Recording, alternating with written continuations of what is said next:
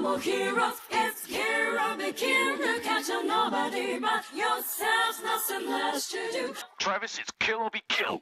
Ow!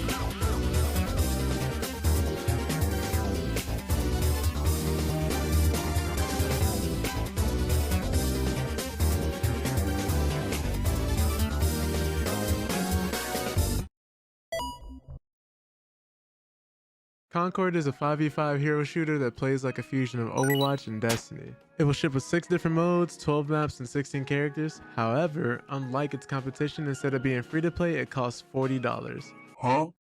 On top of that, it's a multiplayer only game, and while I personally enjoy playing the beta for Concord, clearly it's not going to be for a majority of people out there.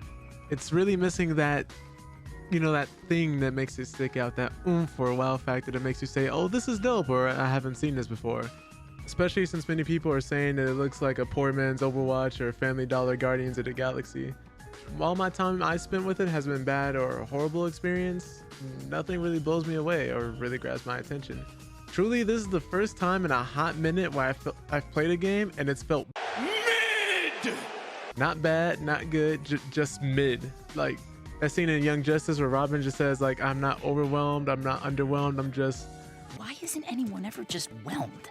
Now, I don't play Overwatch anymore, but if you're looking for an alternative game to play or to completely switch, this ain't it, chief. Especially with how the economy is right now, everyone's walking around with their pockets on empty, plus new games are releasing every single day. So if your game isn't doing something revolutionary or extremely different, it's highly likely that it's getting passed over and people aren't gonna buy it. I'll even admit it, when I first saw that gameplay reveal, I thought the game was like, then I actually played it and it's not bad, just competent. It does its job and nothing else really. Like vanilla ice cream, effective but plain. It's a hero shooter that works and happens to be $40. It's really well polished, ran like butter on my system. And while I didn't experience any gameplay issues or anything like that, I like the UI. Menu actually has some nice customization options between the text, being able to change colors of enemy outlines, traps, and other things of that nature. Also, you can change the color of flashes, so instead of hurting your eyes with a big flashing white screen, you can actually set it to something more manageable like dark purple or orange or something. Crossplay worked just fine too, like I was able to play with a friend of mine on PS5 and against other people on PS5 with no issue. Sadly, none of it matters too much though when you realize this game may not survive shortly after it comes out. And I don't say that because I think the game sucks or anything, but look at how many games were shut down recently, both good and bad. For this game to release in an already competitive genre and charge us $40, it's not quite enough for it to be good, it has to be great. Instead of saying why play Concord when I have Overwatch, it has to be why play Overwatch when Concord is coming out.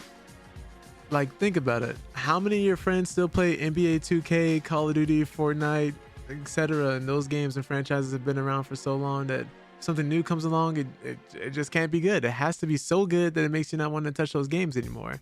That's just how fierce the competition is.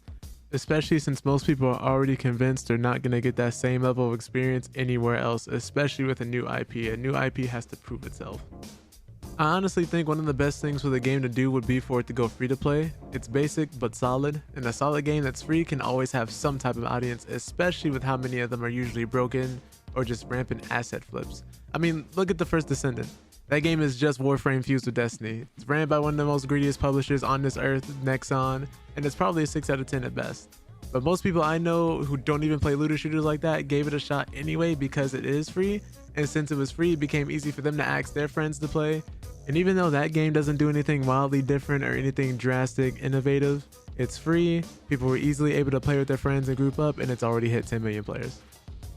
I'm not saying this just to say that if your game goes free to play, it'll automatically succeed or anything, but if you're coming up with a new IP and releasing in an already competitive market, making it free to play would at the very least alleviate some of those problems and issues and get people to try your game.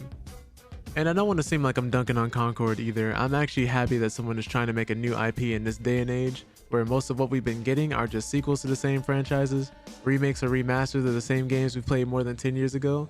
Not that some of them don't deserve it, but if you're releasing in this day and age with not just a new IP but a $40 price tag as well, you have to come out swinging. There's no other choice. On top of that, we don't know if this game is going to have extra microtransactions with a battle pass or anything else like that on top of the $40 that they're already charging for. Now, I've talked about why I think this game will struggle, but I actually haven't talked to you guys enough about what I actually like about the game. This is a next gen game. It'll be on PS5 and PC only. And you can definitely tell the levels are bright and vibrant. The environment is nice. And while the designs for the characters aren't the best, I actually do like how the models are looked and the amount of detail they actually added on to each one individually. The shooting is tight and responsive. The time to kill is a little longer, so there is room for counterplay if you do get caught with your pants down. Though at times it seems like people get away from gunfights when you know they very well shouldn't have, myself included. The characters feel wildly different to the point where their melee damage is different, movement speed, dodge mechanics, and their passives.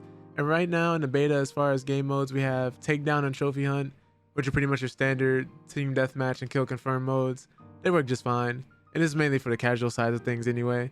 On the sweatier side, however, we have things like Cargo Run, which has you planting cargo on a point then defending it. Then we have Clash Point, which has you capturing a point and then defending it. And these modes only give you 1 life per round. What makes one of them horrible though, or both of them maybe, I don't know, I didn't play them. You have a character, and if you win with that character, you can't use them again. Not only that, but these modes only have 1 life per round. I didn't touch them because as soon as I heard that, I personally wasn't a fan. But let me wrap up my thoughts before this video gets too long. Keep in mind this is just a beta, but the game releases in August. August 23rd specifically, so about 5 weeks from now. So while some things could be changed and while some gameplay adjustments could be made, don't be surprised if this is the actual game and how it releases when the game fully launches. The beta for Concord didn't blow me away, but I didn't hate it either. It's a decent game, but sadly nothing about it really sticks out enough to justify its existence to most people in the gaming space. It doesn't innovate, doesn't offer similar concepts with a new twist, and on top of that, it's $40 and most things nowadays are free to play. And if nothing changes, I think while it offers a solid experience, it'll be gone just as quickly as it came if nothing changes. We'll have to wait and see though. But what do you guys think? Do you guys absolutely hate the game? Do you think it's trash? Do you think they should have canceled it entirely, left this one in the drafts? Or are you like me and just kind of indifferent about it entirely? Or do you possibly have any ideas of what they could do to give the game more of a fighting chance? Let me know what you guys think in the comments down below. And if you did enjoy the video, please don't forget to like and subscribe. It really helps a lot. But with that all being said, I hope you guys have a wonderful day and a night. You're all wonderful people.